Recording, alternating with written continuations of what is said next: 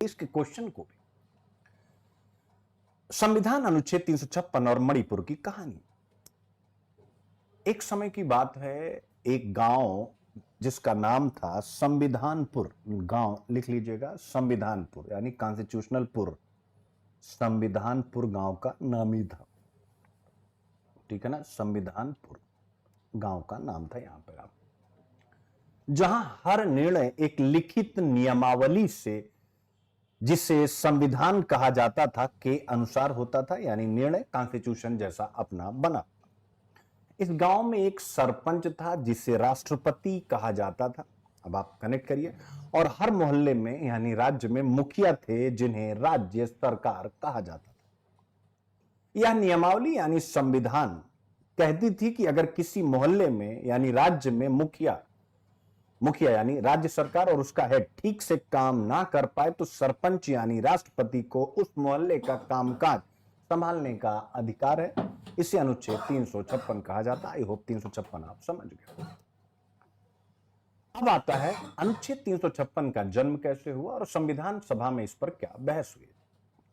जब गांव संविधानपुर के नियम बनाए जा रहे थे तो यह बहस हुई कि अगर कोई मुखिया राज्य सरकार काम ना करे या गड़बड़ी करे तो क्या करना चाहिए।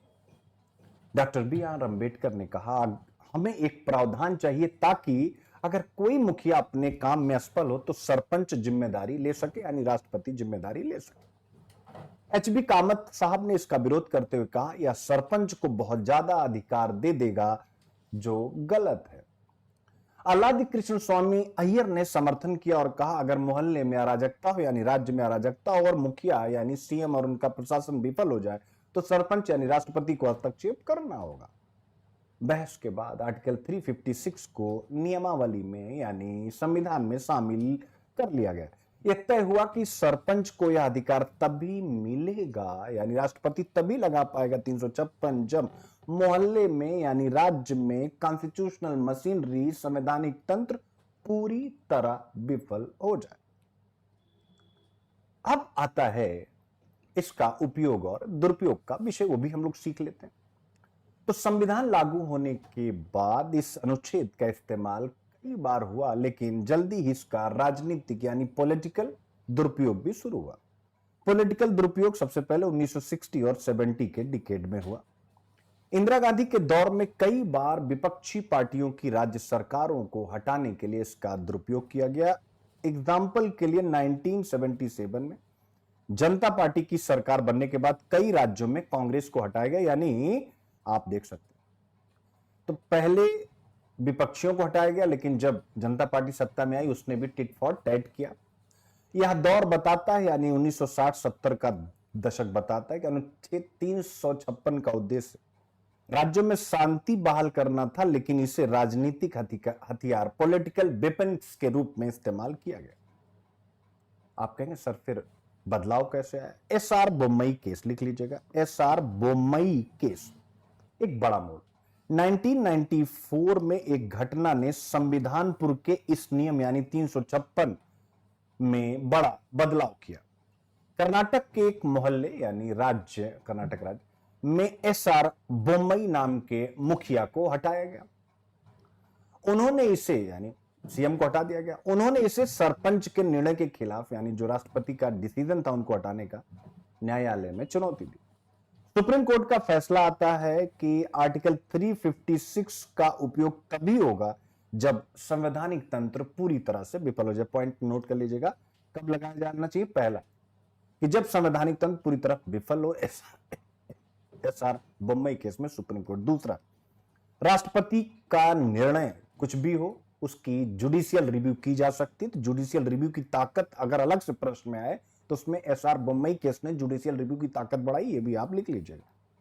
तीसरा, राज्यपाल की रिपोर्ट निष्पक्ष होनी चाहिए यानी पक्षपात नहीं होना चाहिए। इस फैसले के बाद यानी एस.आर. बोम्मई केस में सुप्रीम कोर्ट के फैसले के बाद आर्टिकल 356 का उपयोग सीमित हो गया और राज्यों की स्वायत्ता बढ़ी। तो समझ में 1990 के बाद क्यों सीमित हुआ, तो सुप्रीम कोर्ट का डिसीजन एस.आर. बोम्मई केस। अब आता है 1990 के बाद का दौर, गठबंधन राजनीति और क्षेत्रीय दलों का उदय। 1990 में आप देख ही सकते हैं। 1990 के बाद संविधानपुर में कई नए मोहल्ले क्षेत्रीय दल शक्तिशाली हो गए। गठबंधन सरकारें, केंद्र में कई दलों की सरकार बनने लगी। क्षेत्रीय दलों का प्रभाव बढ़ा, जिससे आर्टिकल 356 का उपयोग करना मुश्किल हो गया क्योंकि वो विरोध करते। यह महत्वपूर्ण एक रीजन था, यानी गठबंधन राजनीति, क्षेत्रीय दलों का बढ़ता हुआ महत्व। अब राजनीतिक सहमति का महत्व, यानी अगले मुद्दे पे आते हैं। अब केंद्र सरकारें राज्य सरकारों को हटाने से पहले सभी दलों की सहमति बनाने पर जोर देने लगी। कोई भी दल अगर सहमत नहीं है तो आप नहीं लगा पाएंगे। तो ये रीजन जो आपसे 2023 में प्रश्न पूछा गया था, दोनों एसआर बोम्मई केस और गठबंधन की राजनीति आप लिख सकते। अब आता है मणिपुर का मामला, यानी ऊपर की कहानी समझ में आ गई। 2023-24 की घटना, मणिपुर का मामला, यानी अब संविधानपुर के एक मोहल्ले यानी राज्य मणिपुर में अराजकता फैल गई। मई 2023 में जातीय हिंसा शुरू हुई। 250 से ज्यादा लोग मारे गए, 1 लाख से ज्यादा लोग बेघर हो गए। महिलाओं पर अत्याचार हुआ, घरों और धार्मिक स्थलों को नष्ट किया गया। राज्य सरकार कानून व्यवस्था बहाल करने में विफल रही। ऐसे में केंद्र ने अनुच्छेद 355 के तहत मदद भेजी, लेकिन स्थिति नियंत्रण में नहीं आई। सुप्रीम कोर्ट ने भी हस्तक्षेप किया, लेकिन हिंसा जारी रही। तो यानी 355 और 300 और सुप्रीम कोर्ट की तरफ से इंटरवीन कर दिया गया। अब आता है कि क्या आर्टिकल 356 लागू किया जाना चाहिए। तो लागू करने के पक्ष में तर्क आपको ध्यान में रखना है और विपक्ष में तर्क आपको याद रखना है। तो पक्ष में पहला क्या होगा कि राज्य सरकार पूरी तरह विफल है तभी लागू करना है, जैसा कि एसआर बोम्मई केस में। दूसरा, नागरिकों के मौलिक अधिकारों का हनन हो रहा है तो लागू करना।